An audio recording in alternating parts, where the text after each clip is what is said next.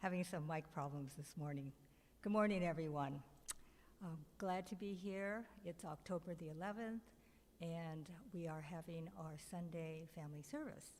And I'm very excited to be here at OCBC in the Hondo. It's been so long since we've been able to be here.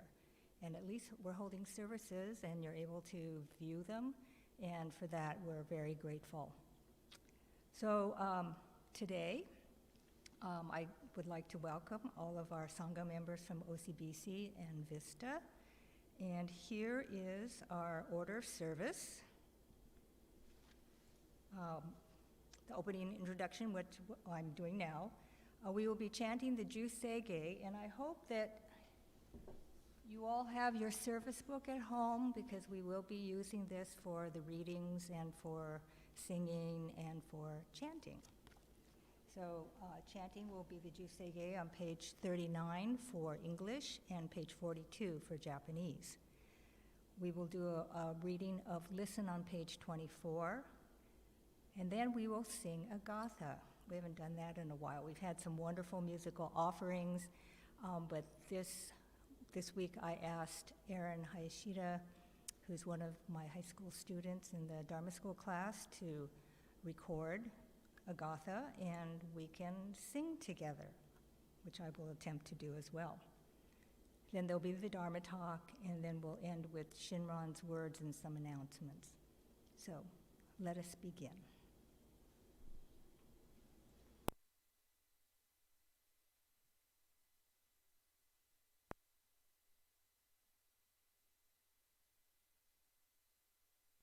Namandavutsu, namandavutsu.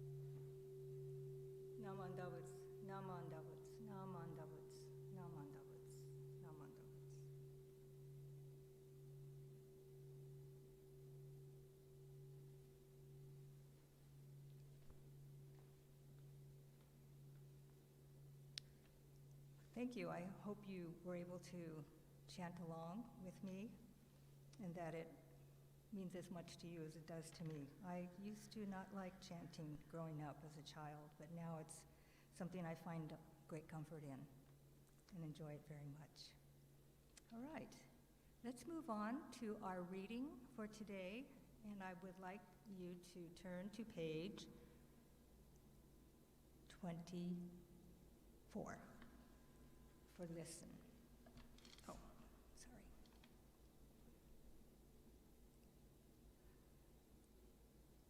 Listen, this was written by Reverend Suji. Listen. Listen to the voice of the Dharma. Listen to the birds singing in the morning, the wind sighing in the boughs overhead, and the roar of the waves on the beach. Listen to the rain on the roof and the snow falling in the fields. The Dharma speaks to us through the sounds of the world, forcefully and eloquently and beautifully. It speaks of the unending change around us, the immutable truth of interdependence, and the peace in nature. Do we have the ears to hear and listen? Listen to the Nembutsu in the Hondo. Listen to the noble silence of the Buddha. Namo Amida Butsu, Namanda Butsu, Namanda Butsu, Namanda Butsu, Namanda Butsu. Thank you. I love that. I love that reading. Next, we will have our musical offering by Aaron Hayashida, who has recorded I'm a Link in the Golden Chain, one of my favorite songs. The key is a little high for me, so I'm going to sing along, but I'm going to squeak a little bit, but I like this song so much I'm still going to sing. And I hope you do too. Okay, let's begin. And thank you, Aaron. You did a wonderful job.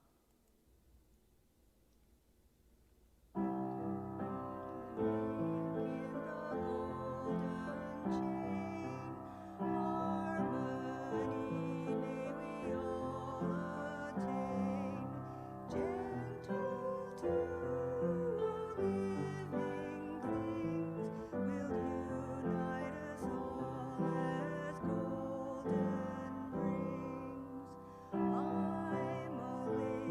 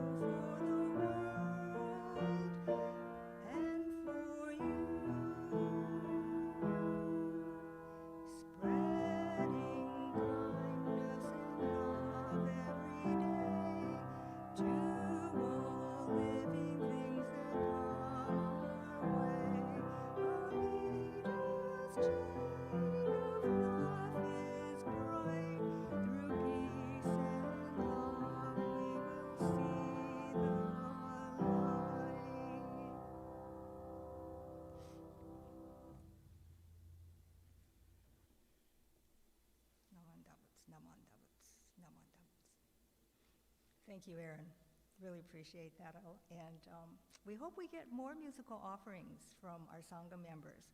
And I'm going to be maybe bugging some of my high school students to also help with that.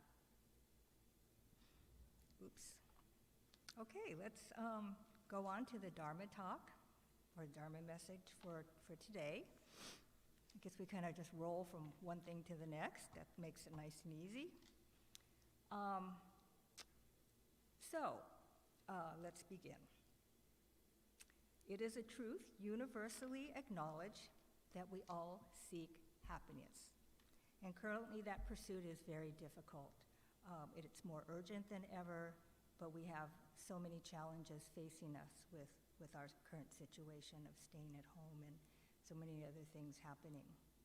I hope that all of you are finding ways to cope and to deal with the situation in a meaningful way.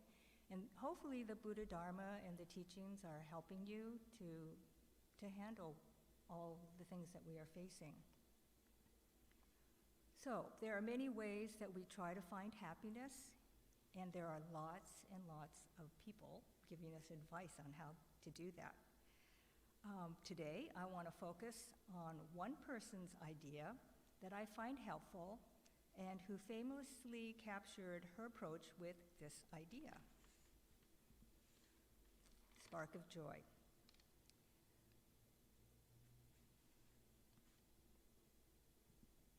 So, does anyone know Marie Kondo? Some of you may, maybe more of the female members might be familiar with her. She is a tidying expert and came to worldwide attention about 6 years ago. She came out with a book that was called The Life-Changing Magic of Tidying Up, the Japanese Art of Decluttering and Organizing. And that came out in 2014.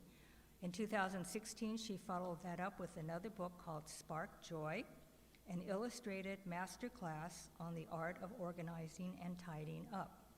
So if she wasn't enough of a kind of a sensation from these two books, last year, at the beginning of 2019, Netflix did a series called Tidying Up with Marie Kondo. And I know I watched the series. There were 8 episodes where she went into families' homes, and using her methods, she helped them to tidy up their homes. So, and then I think it was, and last year, just right when that series came out from Netflix, I did a Dharma talk at Vista because it was kind of tied in with the idea of New Year's resolutions. So some of the material today is from that talk.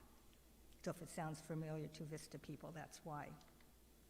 So her books have been translated into 30 different languages, and when her first book came out, I bought it. I am kind of a decluttering and organizing fanatic myself. My family doesn't like me touching any of their things. I like things relatively neat. I'm not as obsessed as Marie Kondo, but I enjoy reading ideas from different people and have actually many books on organizing and decluttering my life. So I have kind of been a fan way before she came on the scene. One of the things that she has professed, she kind of joined the movement of the less is more mentality that seems to be, I think, embraced by millennials. I think I see that trend in a lot of what they do and the ways that they live. And so Marie kind of fits right in there. And she has said that we have collectively realized that more does not equal better. So I find her expression of tidying up a very endearing kind of way to express this whole idea of organizing. I find it very amusing, it's very feminine, very Japanese, very loving and gentle, and that's one of the things that I appreciate about her approach. It sounds better than decluttering or reorganizing. Her approach also seems to me to be very Buddhist. Marie changes our view of our relationship to our possessions so they become extensions of our reality and a true expression of who we are as a human being. Didn't think that decluttering or organizing would do something like this.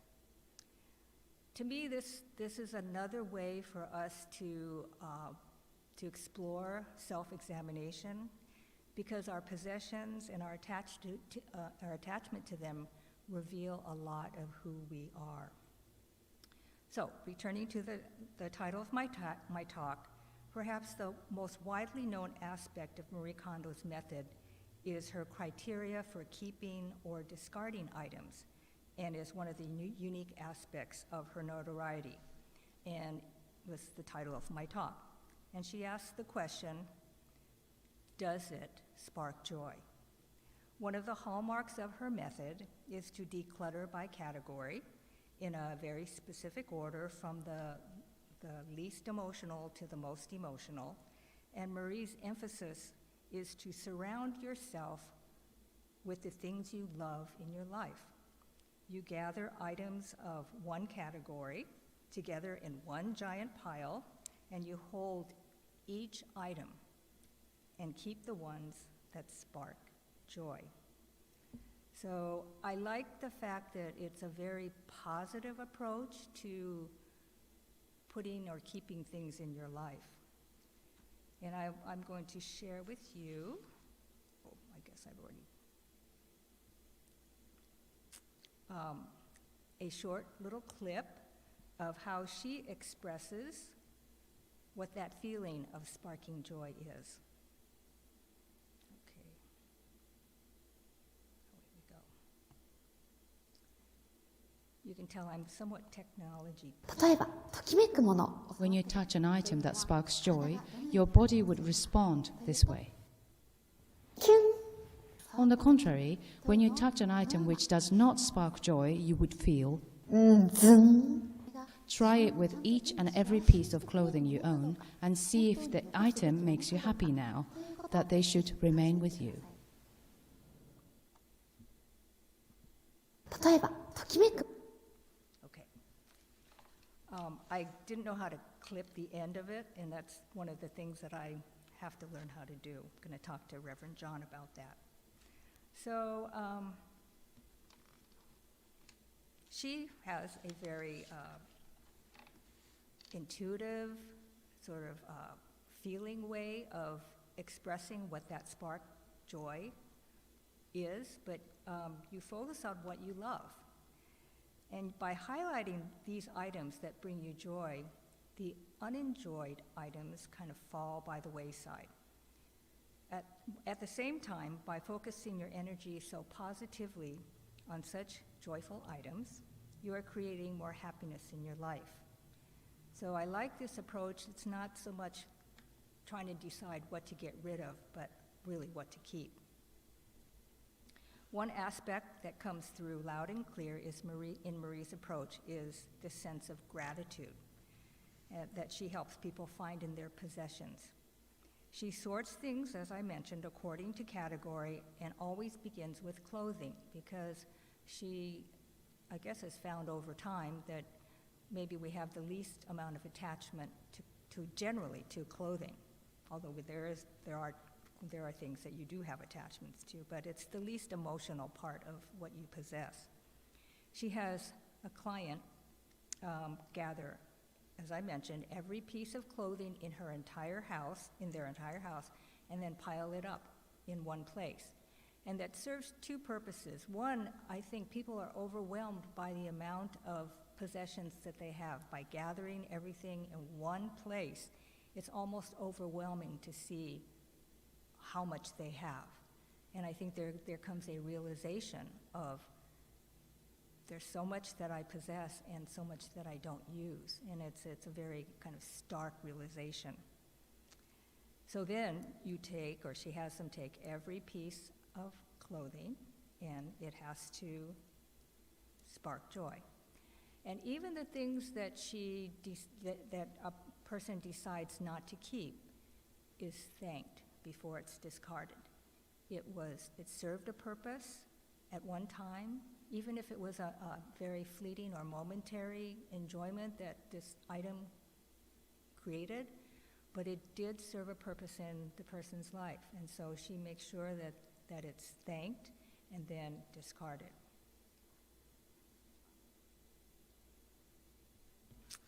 So, and I want to talk about another way that gratitude kind of comes into her method. So the first thing that Marie does upon entering a house after meeting with her clients is to engage in a ritual where she greets the house, and thus forms a bond and shows respect for its purpose to this family. So she'll find a suitable place in the house. She kind of looks around. Then she'll sit seiza like this on her legs, closes her eyes, and then she'll just sit quietly, kind of feeling the vibrations or whatever it is that she feels, and is very quiet for a few minutes. At the end, she will bow and touches the floor before standing up. And her clients will witness her doing that, and it makes a profound impression on her clients to see how she honors the house and to give her clients a different way of viewing their home, this place that provides so much comfort and care for them. So she also says that she greets her own home every time she comes home, and says, "Each time I return home, I greet the house. It is my way of expressing thanks for the shelter and comfort it provides me. A change in perspective can alter your reality." And of course, that's what we say in Buddhism all the time. Okay, so let's go deeper. As you can see, the Marie Kondo method is deeply intuitive, reflective, and based on a sense of gratitude. She changes our relationship to all the things around us, and especially to our possessions. There is the opportunity for deep reflection and self-understanding if one is open to that process. This idea of spark joy made me think of other ways that we might think about it beyond the Marie Kondo's idea of organizing and simplifying your life. How can we use this idea in a Shin Buddhist context? Well, I think there's a lot of parallels. For one, there is this deep sense of gratitude which leads naturally to the Buddhist ideas of interconnection and interdependence, especially when we acknowledge that what we have received from our possessions. But I'd like to focus not so much on gratitude, but on this idea of spark joy.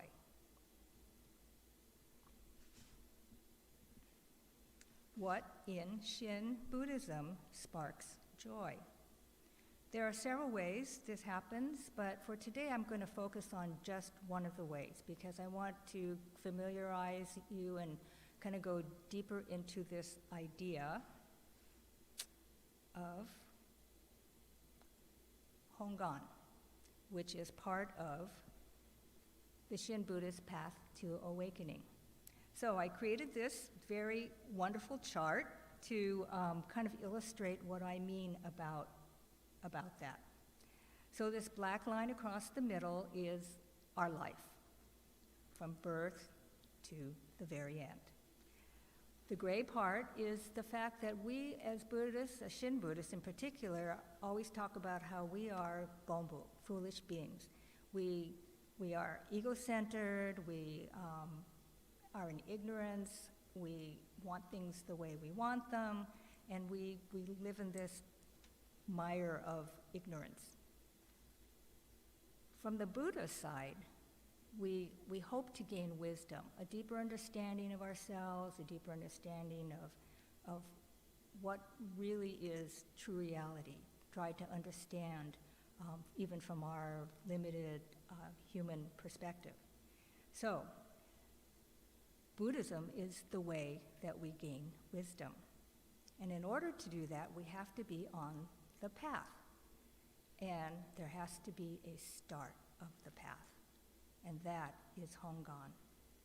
So let's explore a little bit more of what Honggon is. I have here that the spark of joy that begins the path to awakening is Honggon. And in case you weren't aware of it, the name of our school of Buddhism is called Jodo Shinshu Honggon Ji Ha, which is a way to say, I tried to translate all of the meaning of what that is. And my kind of butchered way of explaining that is that we are the true essence of the Pure Land School, Temple of the Primal Vow. Honggon Ji means Primal Vow Temple. So typically, Honggon is thought of as primal vow. And today I'm going to talk to you about the other way that we need to think about Honggon. So here we have a little diagram, a slide that talks about the meaning of Honggon. On the one hand, we have Amida's primal vow, the promise of awakening. That's what the primal vow is basically trying to awaken us to. From Amida's side, from all of reality, from the power beyond the self, is this compassion and wisdom coming to us, trying to awaken us to Buddhahood, to insight, to try to open up this world of wisdom. And most of the time, people talk about Honggon in that way, this idea of primal vow, Amida's wisdom and compassion coming to us. The part that doesn't get talked about as often is the Honggon from our side. We have a Honggon that is coming to meet Amida, and that I say, or call, the innermost aspiration, the spark of joy to seek the path. So in order to be on the path of awakening, you need a spark. And that's what I'm trying to explain today. So let's go back to my chart. So in that moment, that red triangle is the moment where we decide, I want to be on the path. So we ask the question, how does Honggon arise? Well, it arises by encountering the Dharma through teachers and teaching. Someone sparks, ignites a spark in you. And it can be someone who's long gone, like teachers like Shinran and Shakyamuni, or it can be actual people that we know, or it may be through a book. Something sparks an awakening or ignites this Honggon within us to seek the path. So I'll use a couple of examples of people that we're familiar with and talk about their Honggon experience. So let's first look at Siddhartha Gautama, the historical Buddha. Here we have the story of him going out the four gates. We see him encountering sickness, old age, and death in three of these squares. In the fourth square, we see him encountering a Buddha. He is devastated by his realization of the reality of the suffering of human life. But then he meets someone who gives him hope that there is a way to resolve our suffering. And that is this mendicant monk, somebody that we can call a Buddha. This was a person who had transcended the suffering of life. And that was the moment of Siddhartha's Hongan.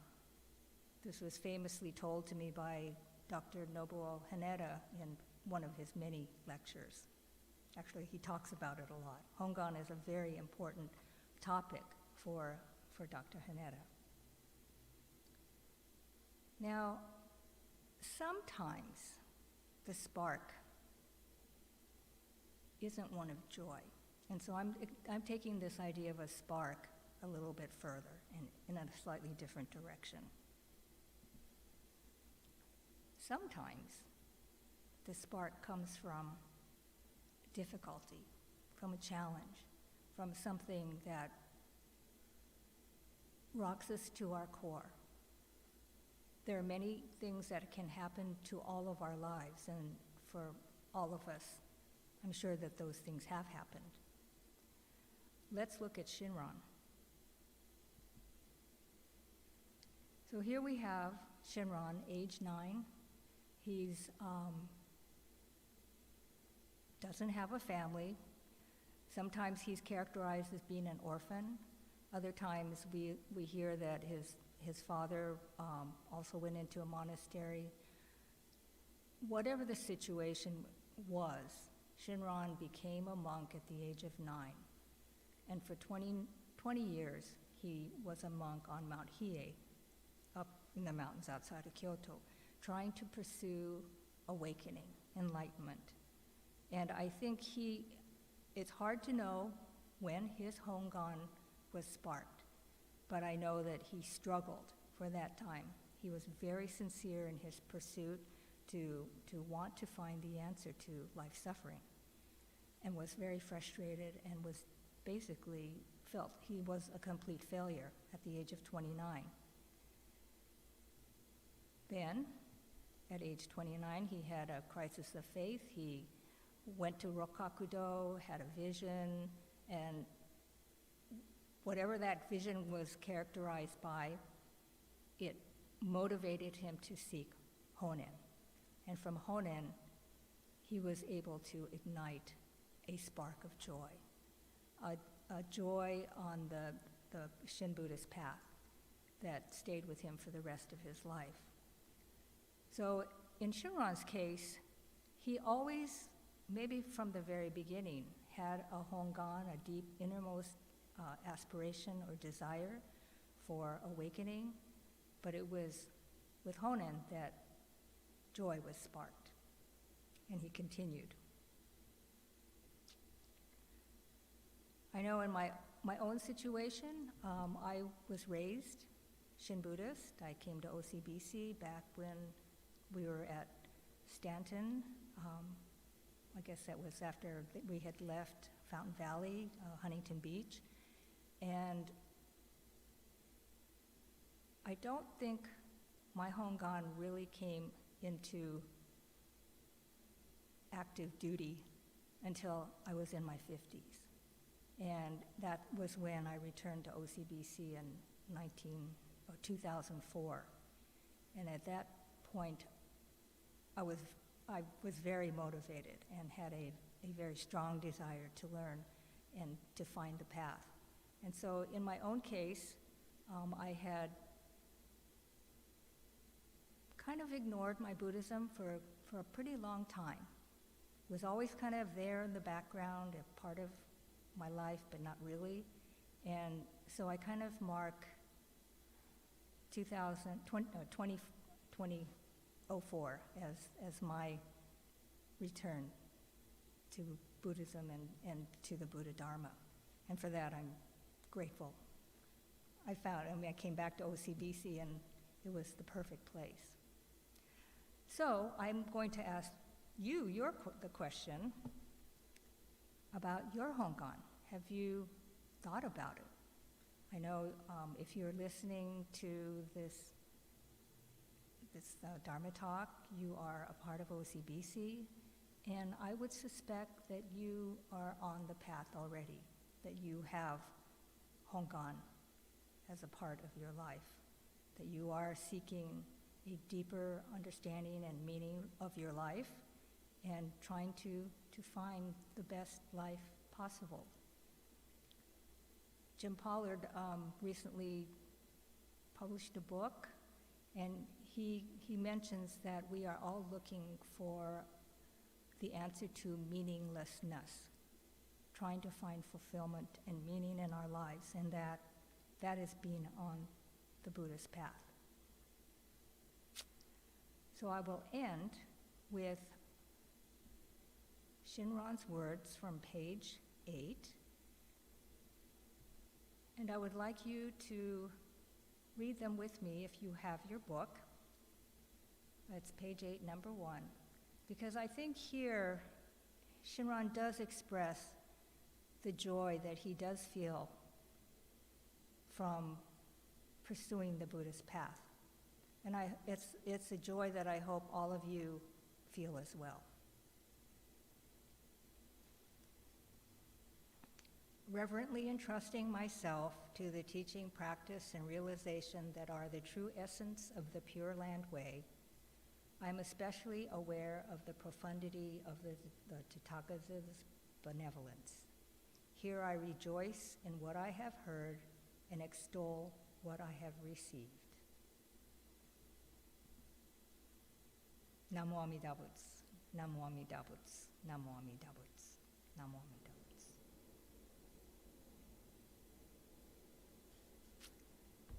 So with that, I will conclude today's Sunday service.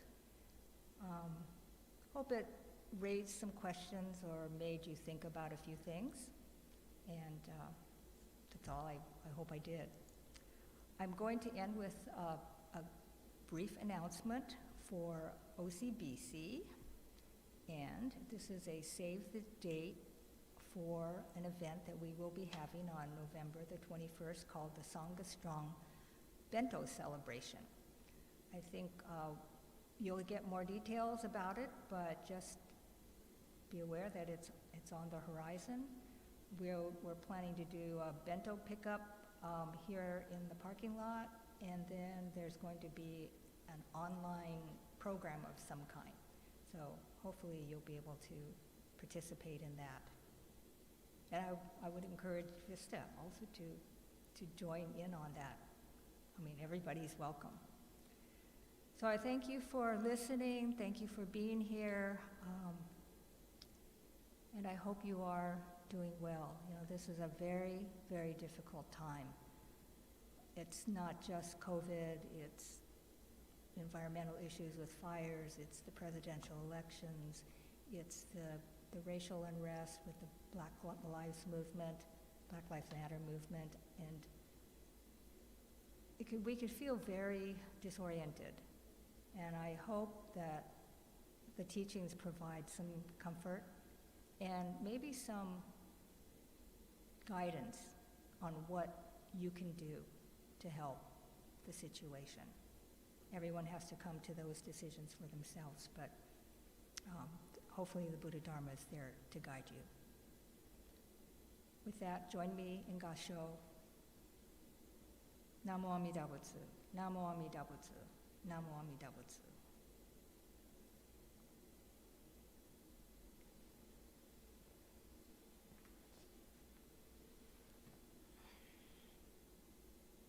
Naman Dabuts, Naman Dabuts, Naman Dabuts, Naman Dabuts, Naman Dabuts.